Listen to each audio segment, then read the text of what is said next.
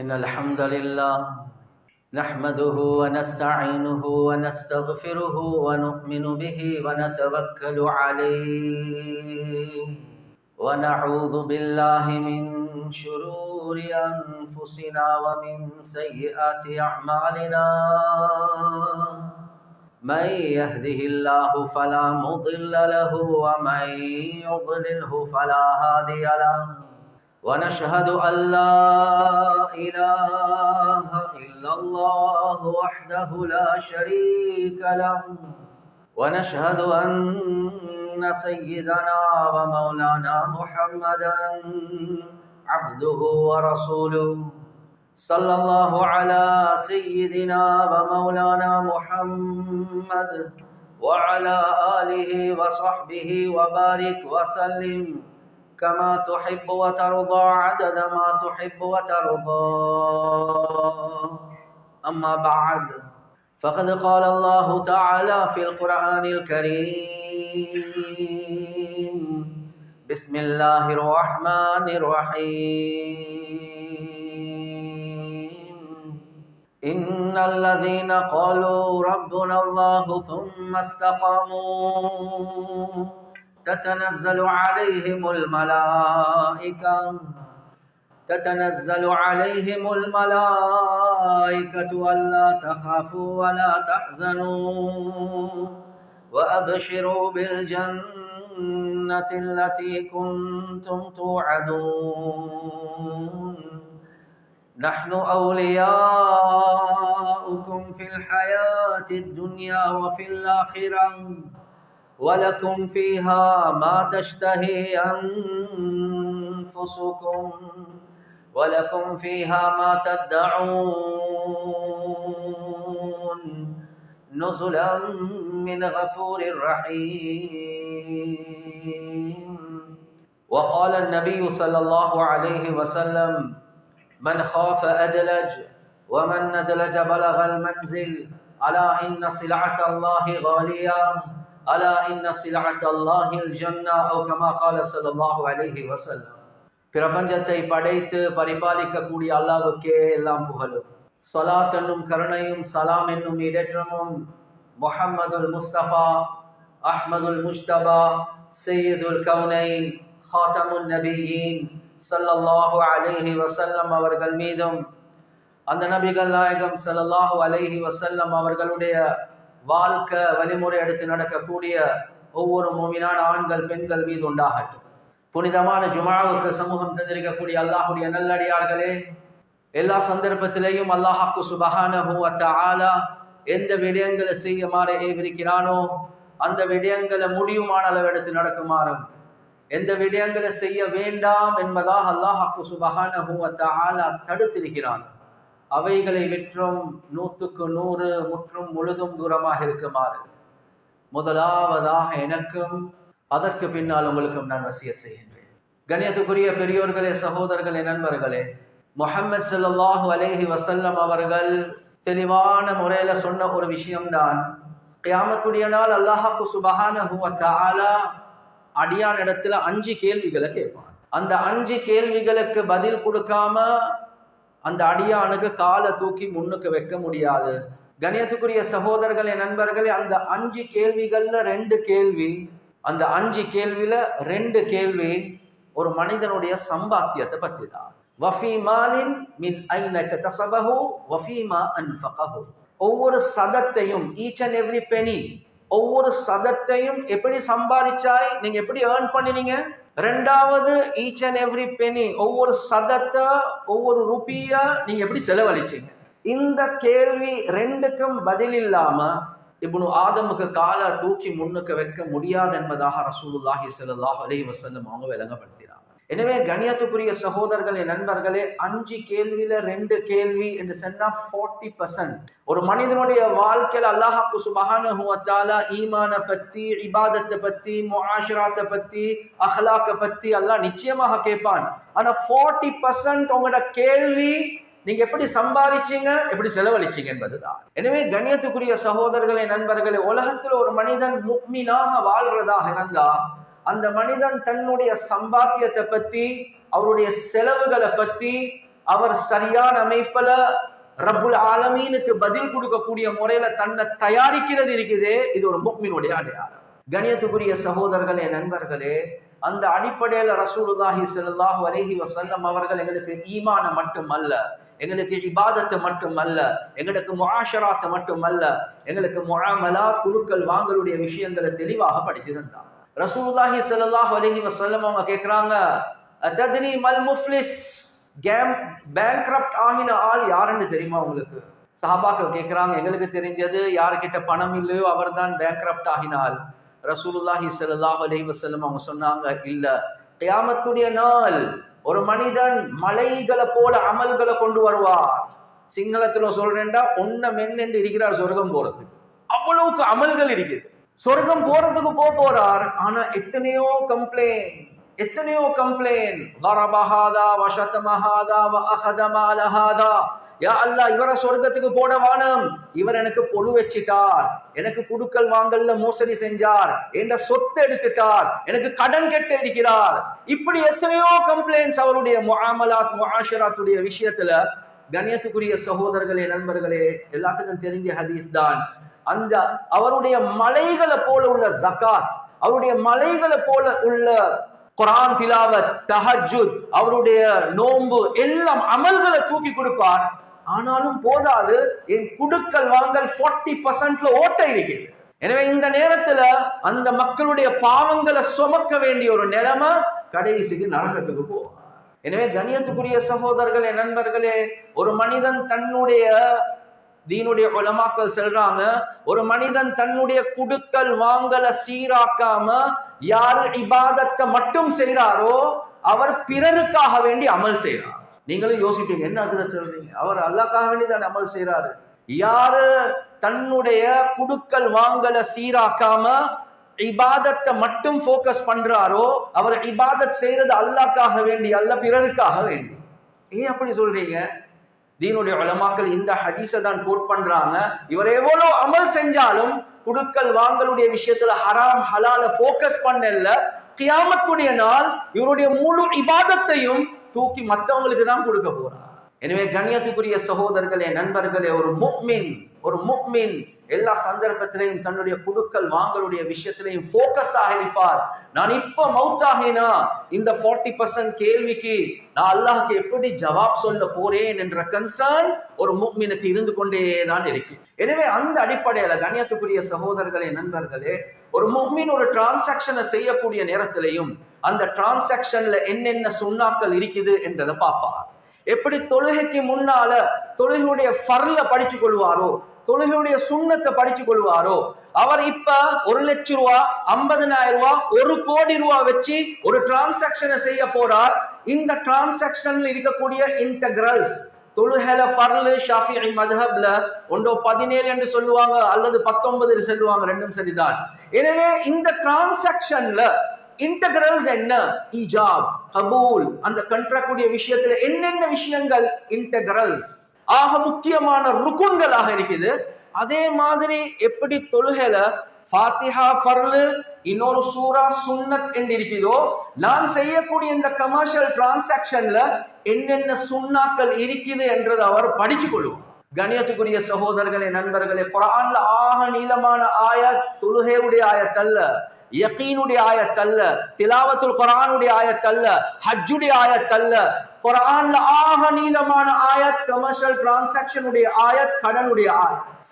அந்த கடன்ல என்னென்ன சுன்னாக்கள் நீங்க ஹயாத்தாக்கணும் என்பதை திட்ட தெளிவாக யா ரசூலுல்லாஹ் நீங்க சொல்லவானம், முழு உம்மத்துக்கும் முழு மனித சமுதாயத்துக்கும் ரப்புல் ஆலமீன் காட்டுறான். யா ரசூலுல்லாஹ் நீங்க சொல்லவானம் உங்களோட வாயால, ஏண்ட கலாம்ல ஆக நீளமான ஆயத்தாக நான் கடனுடைய ஆயத்தாக்குறேன் என்பதாக அல்லாஹ் காட்டுறான். கண்ணியத்துக்குரிய சகோதரர்களே, நண்பர்களே, அதே மாதிரி ஒரு சில உலமாக்களுடைய கருத்து ஆக நீண்ட ருக்கு, ஒரு நீண்ட ருக்கு ஒன்று இருக்கிறதாக இருந்தால், ஒரு சப்ஜெக்ட் மெட்டர்ல இருக்கக்கூடிய ஒரு நீண்ட ருக்கு ஒன்று இருக்கிறதாக இருந்தா, கண்ணியத்துக்குரிய சகோதரர்களே, நண்பர்களே, ஏனைய ருக்கு நாங்க ஸ்ரீலங்கால ஐன் என்ற வார்த்தையை பாவிப்போம், சரியான வார்த்தை ருக்குஉம் தான், ஐனும் தான். எனவே ஆக நீளமான ருக்குகளுக்கு மத்தியில ஒரு சப்ஜெக்ட் மேட்டர்ல இருக்கக்கூடிய ஒரு ருக்கு தான் வராசத் இன்ஹெரிட்டன்ஸ் உடைய ருக்கு என்பதாக உலமாக்கள் எழுதுறாங்க. எனவே ரெண்டும் குடுக்கல் வாங்கலோட சம்பந்தப்பட்ட விஷயம். ஹயாத்தோடு இருக்கக்கூடிய நேரத்தில் எப்படி, மௌத்தாகினா உங்களோட இன்ஹெரிட்டன்ஸ் எப்படி பிரியணும். குர்ஆன்ல ஆக நீளமான ஆயத், குர்ஆன்ல ஆக முக்கியமான ருக்கு என்பதாக உலமாக்கள் விளங்கப்படுத்துறாங்க.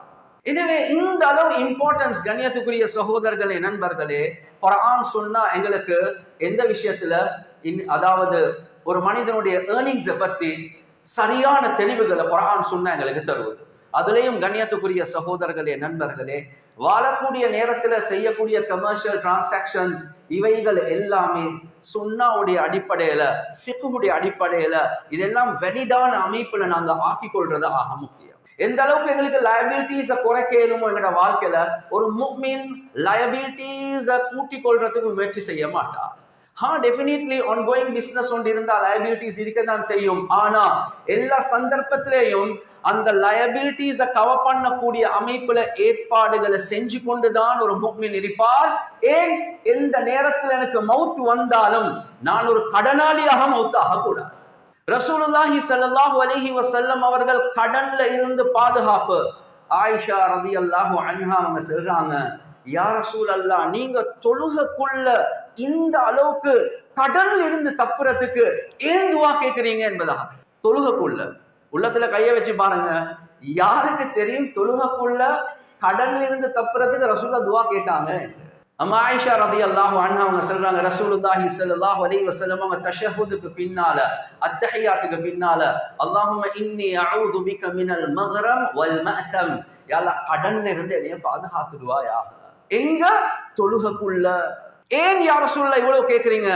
இல்ல, தொழுக ஒரு மனிதனுக்கு, அந்த கடன் இருக்கிறதே ஒரு மனிதனுக்கு கேவலத்தை உண்டாக்கும், அவனை பொய்க்காரனாக மாற்றும். எனவே கடன்ல இருந்து நான் தப்புறதுக்கு அல்லாஹ் கிட்ட தொழுகக்குள்ள துவா கேட்கிறேன் என்பதாக காட்டும். எனவே ஒரு முஃமின் எப்பையும் அவருடைய கமர்ஷியல் டிரான்சாக்ஷன்ஸ் என்று வரக்கூடிய நேரத்தில் லயபிலிட்டிஸ் உடைய விஷயத்துல ரொம்ப கவனமாக இருப்பார். லயபிலிட்டிஸ் இருக்க கூடாது என்று நான் சொல்லல, லயபிலிட்டிஸ் இருக்கலாம், அந்த விஷயத்துல கன்சர்னாக இருங்க, அதுக்குரிய ஏற்பாடுகளோட இருங்க. ஏன், ரசூலுல்லாஹ் வஃபாத் ஆகினாங்க, கடன் இருந்துச்சு, ஆனா கவசத்தை மோர்கேஜ் பண்ணி இருந்தாங்க. எனவே கடனாளியாக மௌத்தாகினாலும் அடக்கிறதுக்கு முன்னால கடனை முடிச்சுட்டு தான் அடக்கப்பட்டுச்சு. எனவே கண்ணியத்துக்குரிய சகோதரர்களே, நண்பர்களே, உலகத்துல வாழக்கூடிய நேரத்துல கமர்ஷியல் டிரான்சாக்ஷன்ஸ் என்று வரக்கூடிய நேரத்துல இந்த அளவுக்கு ரசூலுல்லாஹி ஸல்லல்லாஹு அலைஹி வஸல்லம் அவங்க கடன் இருந்தாலும் அந்த கடன் எனக்கு பின்னுக்குள்ளவங்களுக்கு கஷ்டமாக இருக்கக்கூடாது, கவசத்தை அப்படியே அடகு வச்சு மோர்கேஜ் பண்ணிட்டு தான் ரசூலுல்லாஹ் வஃபாத் ஆகினாங்க. அது மாத்திரமல்ல கண்ணியத்துக்குரிய சகோதரர்களே, நண்பர்களே, வாழக்கூடிய நேரத்துல ஒரு விஷயத்துல கிளாரிட்டி எங்களுக்கு இருக்குதானோ. நான் சொல்றத வச்சு நீங்க யாரும் என்னைய மிஸ் அண்டர்ஸ்டாண்ட் பண்ண வேணும். நீங்க ஒவ்வொருத்தரும் உங்களோட வீட்டை பத்தி யோசிச்சு பாருங்க.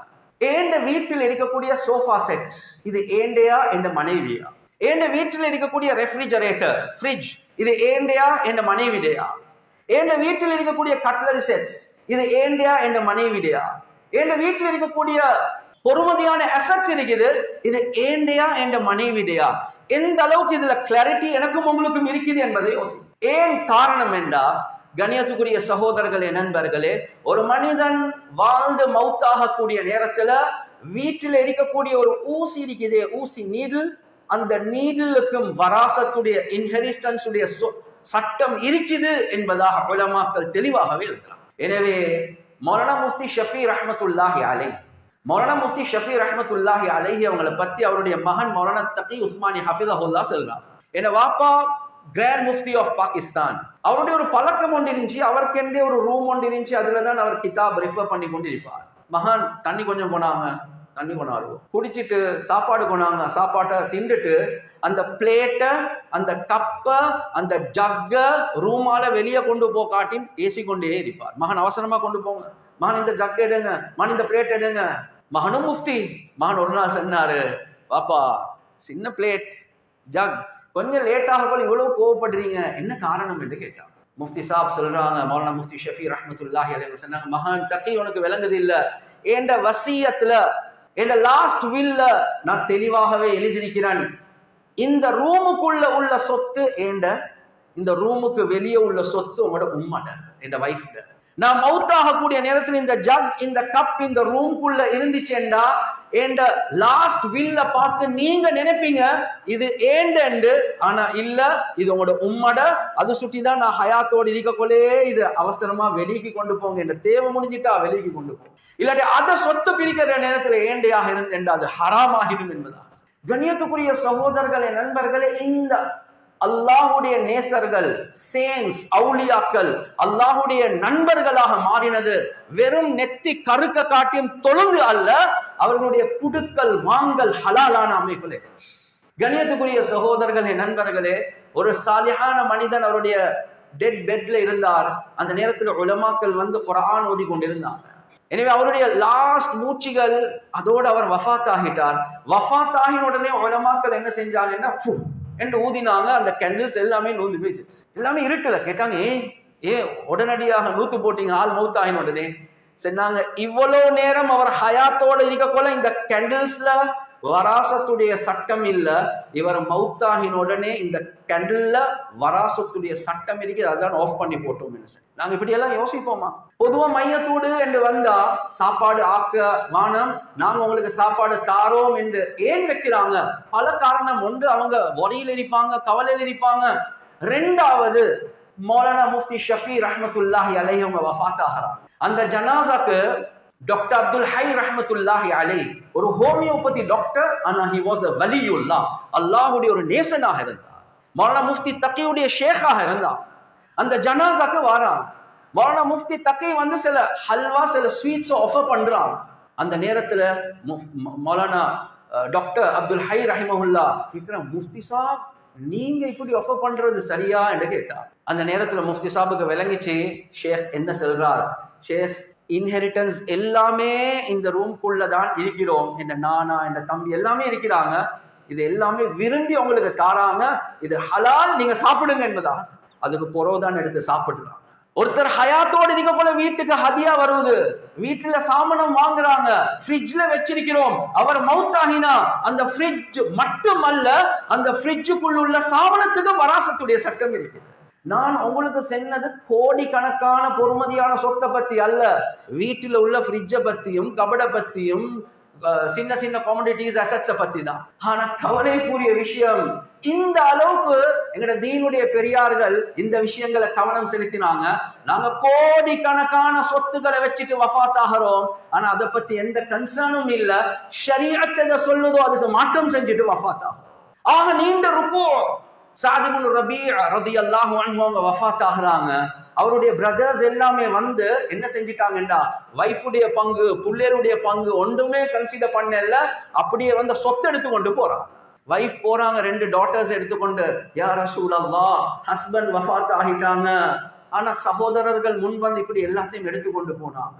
அந்த நேரத்துல தான் அல்லாஹ் சுப்ஹானஹு வ தஆலா யூசிகுமுல்லாஹு ஃபீ அவுலாதிக்கும், உங்களோட புள்ளையோட விஷயத்துல அல்லாஹ் வசியத் செய்றான்.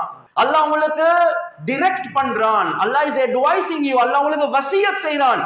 புள்ளையோட விஷயத்துல உங்களோட சொத்துக்கள் எப்படி பங்கு பிரிக்கணும், யார சொல்ல நீங்க பேசவான, நான் பேசுறேன் என்பதாக அல்லாஹ் செய்றான்.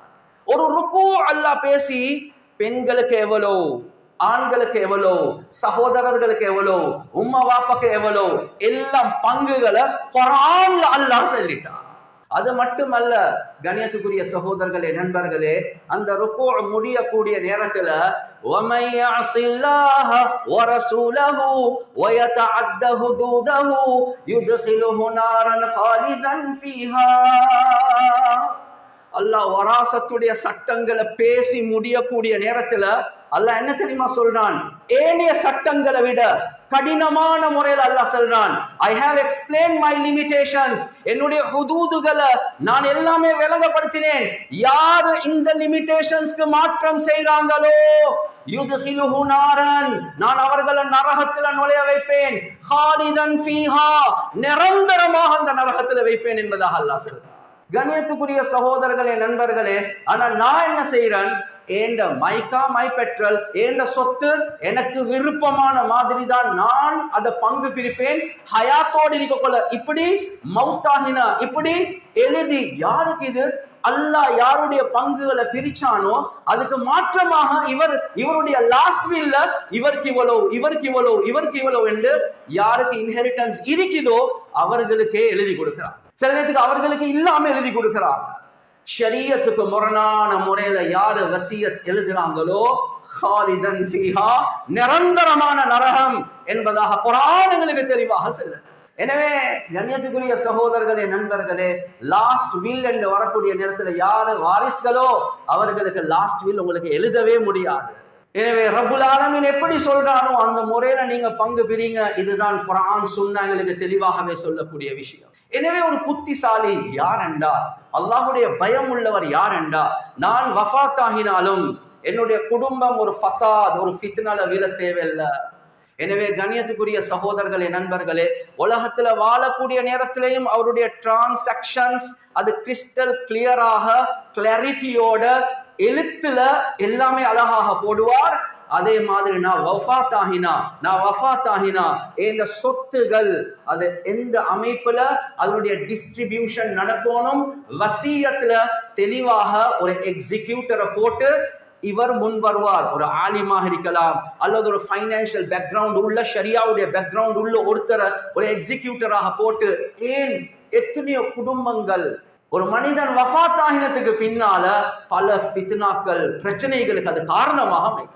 கண்ணியத்துக்குரிய சகோதரர்களே, நண்பர்கள், ஒரு முஃமின் எப்பயும் யூனிட்டியை தான் விரும்புவார். நாம் மௌத்தாகினாலும் என்ற சொத்துடைய விஷயத்துல எக்ஸிக்யூட்டர் முன் வருவார். அவர் குர்ஆன் சுன்னாவை அடிப்படையாக வெற்றி பிரிப்பார். அதுக்கு பிறகு ஏனைய 1/3 வசியத்துடைய விஷயங்களை அவர் பார்ப்பார். எனவே கண்ணியத்துக்குரிய சகோதரர்களே, நண்பர்களே, ஃபசாத் ஃபித்னா இல்லாம போயிடுச்சு. எனவே இந்த காலத்துல நானும் நீங்களும் படிக்க வேண்டிய ஒரு சாப்டர் தான் இந்த காலத்துல குடுக்கல் வாங்கலுடைய விஷயம். அதுலேயும் ஒருத்தர் வஃபாத் ஆகினா அதனுடைய இன்ஹெரிட்டன்ஸ் உடைய சட்டங்கள் இருக்குது.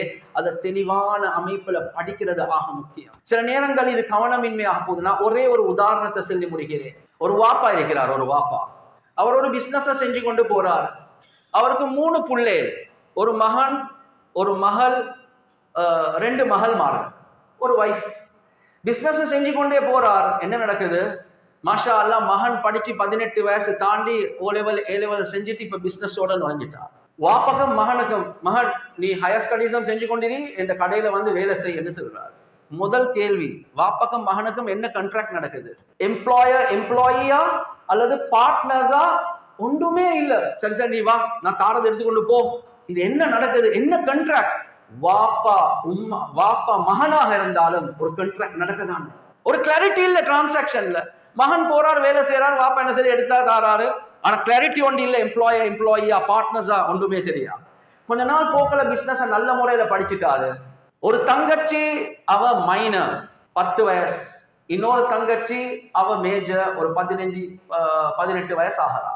இவர் 25 வயசுல மகன் இருக்கக்கூடிய நேரத்துல வாப்பா வஃபாத் ஆகிறார். இந்த நேரத்துல மகன் முன் வந்து சொல்றார், பேஷனோட, ரொம்ப இறக்கத்தோட, உம்மாவை பார்த்து தங்கச்சியை பார்த்து சொல்றாங்க, பயப்படுவானும், நான் முழு பிசினஸையும் படிச்சுட்டேன், நான் எப்படி சரி இந்த குடும்பத்தை கரை சேர்ப்பேன், எனக்கு சப்ளையர்ஸ் யாரு, கஸ்டமர்ஸ் யாரு, எல்லாம் டீட்டெயில்ஸும் இருக்குது, நான் கடை எடுத்து செய்யறேன் என்று சொல்றார்.